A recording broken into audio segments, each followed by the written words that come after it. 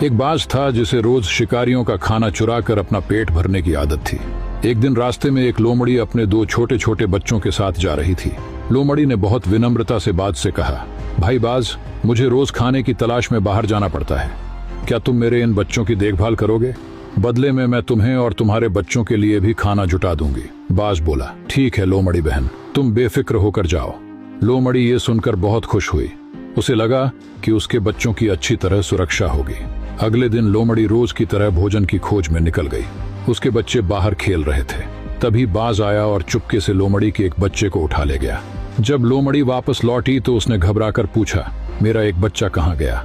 बाज ने चालाकी से जवाब दिया, मुझे क्या पता, अभी तो दोनों यहीं खेल रहे थे, शायद कहीं दूर चला गया होगा।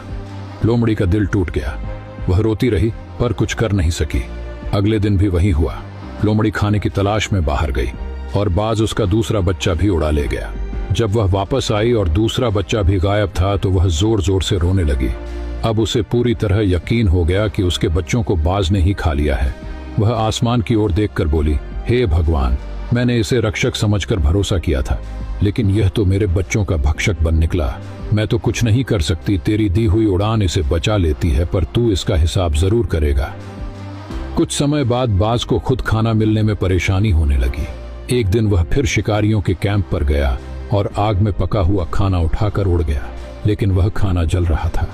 जैसे ही बाज अपने घोंसले में पहुंचा, घोंसला आग पकड़ लिया। घबराकर बाज नीचे गिर पड़ा। उसी वक्त लोमड़ी दौड़ती हुई आई।